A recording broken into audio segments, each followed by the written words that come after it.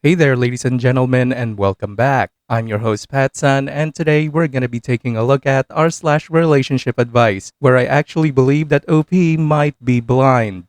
Let's begin. I think that my girlfriend is only with me because she can't be with her best friend. Should I just end the relationship? Posted by Reddit user Thrower A. Vanderlinder. Sorry for the long post. I didn't realize how much I had to say until I got it all typed out. Thanks in advance to anyone who reads all this. I've been with my girlfriend Jordan for a little over 2 years. We live together and we have 2 cats. Up until this weekend, I genuinely thought everything was perfect in our relationship, which I know is what everyone says in these posts, but I really was thinking that I was going to ask her to marry me sometime in the next year. We don't ever get into arguments. Jordan is very sweet and easygoing, and normally we just mesh well on everything. Honestly, if everything in our relationship hadn't been so good up until now, I probably would have just broken up with her this weekend. But because things have truly been so perfect, I'm not sure if maybe I'm jumping to the wrong conclusion about what to do because my feelings got hurt. The other person who's important in this story is Jordan's friend Mark. She's known Mark for their whole lives because they both grew up in the same small religious community. Jordan isn't part of that religion anymore. She decided to leave the church when she was, I think, 19 and moved to the state that we live in now. Mark still is in the religion and apparently takes it really seriously. I'm told he now works for the church back in Jordan's hometown. Also, as far as I know, Mark is the only person from the religious community that Jordan still talks to besides her parents, which I'm mentioning because I now think it could be a red flag. So on set, I met Mark for the first time because he was in our city and Jordan wanted us all to have dinner together. At this point, I want to say, I will admit that when we were first dating and I found out that Jordan had a best friend who was a guy, I didn't really like it, especially because it seemed like they were on FaceTime with each other a lot. Red flag! But since it was a childhood friend and they mostly didn't see each other in person, I just trusted Jordan that Mark was only a friend and didn't let it bother me, and eventually I got over it. So when we were going to dinner, I wasn't jealous or suspicious of Mark at all. If anything, I was somewhat excited to finally be meeting him since I've been hearing about him for 2 years. But then the way Jordan and Mark acted at dinner is what convinced me that there's something going on there other than just being best friends. I honestly don't even know how to describe it except to say that I've never seen 2 people act more obviously like they were in love with each other. They literally would not stop touching each other. They were constantly touching each other's arms and shoulders, and at some points, they were actually even holding hands. They completely left me out of the conversation and were laughing about inside jokes, and every time they'd laugh, they'd do this thing where they put their foreheads together, or that was when they'd be holding hands. Is that also a red flag? Crimson. And then also they were just looking at each other in a way that I didn't feel comfortable with at all. It was honestly even worse than the touching. It just wasn't how anyone would look at somebody they're supposedly just friends with. I'm 100% sure that every stranger looking at our table thought that Jordan and Mark were the couple and that I was her brother or something. I felt like a third wheel the whole time, and Jordan didn't even notice how awkward she was making it for me, because she was way too focused on Mark and all the attention she was getting from him. And that's really not like Jordan at all. Usually she's a lot more considerate and would notice immediately if I wasn't having a good time or if she was accidentally being rude and excluding someone at the table. So it was genuinely really jarring to be sitting there with her and Mark and basically feeling like I didn't know my girlfriend at all. It was like he turned her into a completely different person who didn't even care that I was alive. So finally, at one point when Jordan got up to go to the bathroom, I just said to Mark, "So are you into my girl or what's going on here?" "Mark, nothing's going on at all. That ship sailed a long time ago." "Me, what does that mean? Did you guys date at some point?" "Mark, no, we never did, and then when she left the church, we both knew it meant that we were never going to. And we've accepted being in each other's lives as friends. There's nothing else going on at all." "Me, that makes it sound like the only reason you're not together is because she left the church." And all Mark did was shrug. "Me, well, what if she came back to the church? Would you marry her?" "Mark, oh, she's not going to do that.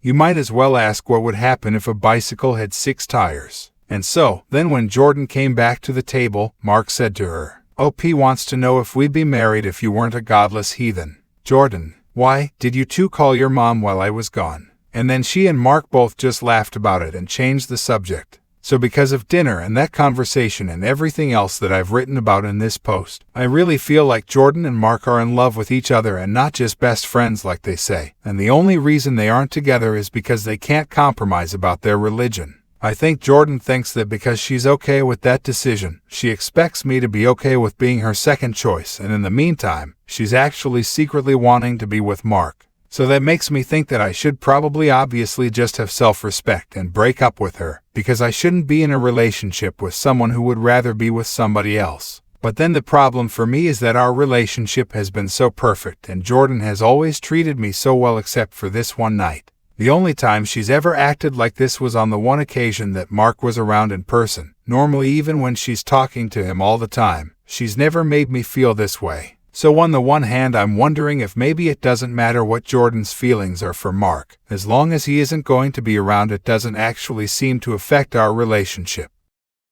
That's stupid! You're stupid! Stop being stupid! So maybe I just need to cool off and go back to trusting her that they are indeed only friends, even if it seems to be true that they have complicated feelings for each other. Or should I just end things? And now, for OP's update. I talked to Jordan on Wednesday night. The TLDR update to the situation is that I didn't break up with her after we talked about everything. I feel like that would be too much of an overreaction for what's actually going on.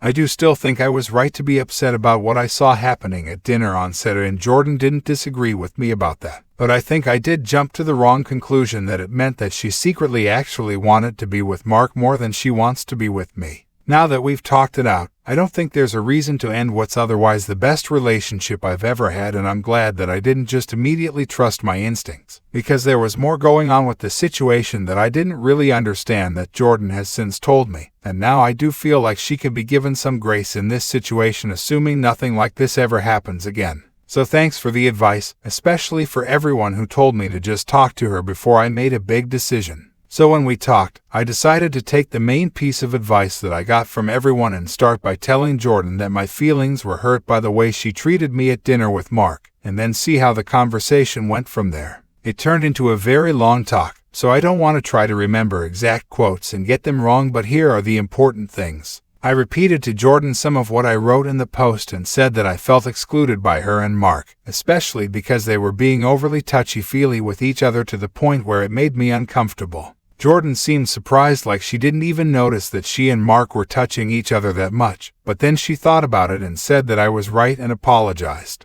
She said that Mark is always really touchy with everybody and not just her, and so she didn't even think about it, but that she wished I would have said something at the time because she didn't realize they were being that obnoxious.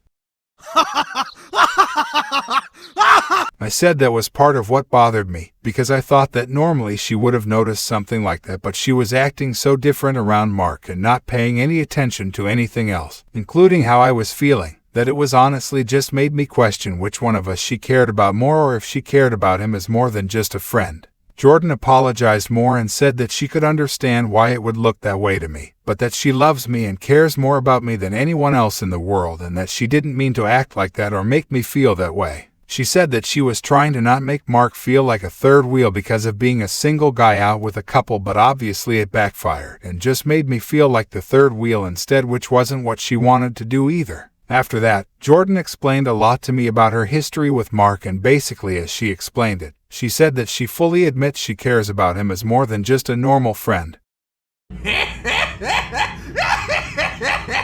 But she says that it's not in a romantic way. She said that's why she always specifically refers to him as her best friend and not just as her friend, and said that she would use the phrase "he's like my brother" if it weren't for the fact that she once had an actual brother, so she won't use that phrasing for anyone else. According to Jordan, the main thing that happened to make her and Mark so close was that when she was 17 she tried to kill herself, and that was actually when everyone else in the community stopped talking to her and Mark was the only person who didn't.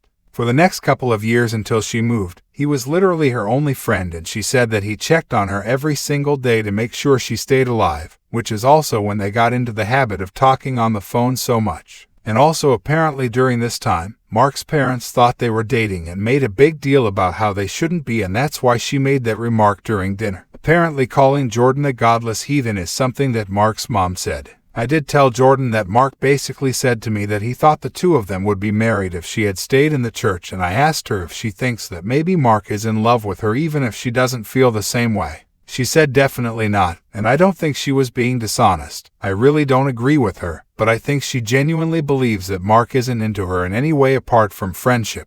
Her opinion of the situation is that she also thinks she and Mark would eventually have gotten married if she had never left the church or moved. But from her perspective, it would have been more because of peer pressure than anything else, and she doesn't think it would necessarily have been a good thing. She thinks Mark was just being honest about that, and that possibly from his perspective he thinks he and Jordan would have made a good couple, but he's probably thinking that because he's just assuming that in that scenario, she'd be the perfect church wife, so there's no reason why they wouldn't be a good couple. But then the big thing that happened at the end of the conversation is that Jordan told me that Mark is coming back through our city on his way home from this trip, and so she was going to invite him to hang out with the two of us again. But she said that if I'm going to be uncomfortable with him around, then she won't ask him. A lot of people were saying that if she didn't offer to cut contact with him or to cut down on contact with him, it meant that she valued him over me. So the fact that she brought up on her own that she wouldn't invite him to dinner with us again because I didn't like it seemed like a really good sign to me. Based on everything else that she said, I do understand why she didn't offer to totally stop being friends with him, and I wouldn't expect her to after what she told me about what happened when she was a teenager. So now I'm deciding to take Jordan's word for it, that although she and Mark are weirdly close, it's for the reasons that she explained to me and not because she's in love with him.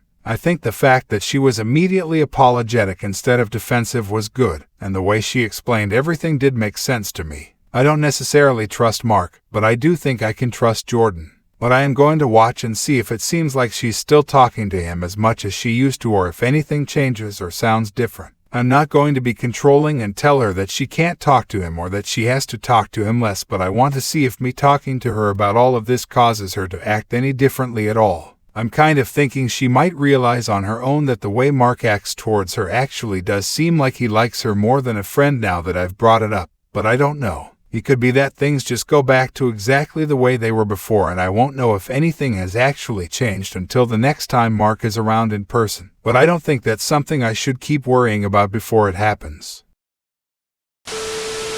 OP, listen to me. Holding hands with your opposite sex friend and pushing your foreheads together in front of your monogamous partner is beyond disrespectful. And if you refuse to trust your gut and acknowledge that it's only a matter of time before they have a full-blown affair, then, my friend, whatever heartbreak and financial ruin comes to you in the future as the two of you are divorcing with children, all of it, you deserve 100%. Good luck. Viewer support is the best way for me to remain independent and continue bringing you these daily videos, which will always be here on my channels for you to watch absolutely free. So please consider subscribing to me on Rumble and on YouTube. Both will be linked in the description box down below. Thanks for listening, everyone. If you even somewhat enjoyed today's story, make sure to give this video a thumbs up, and if you really like it, consider subscribing to PattSun to never miss a future upload. Stay strong.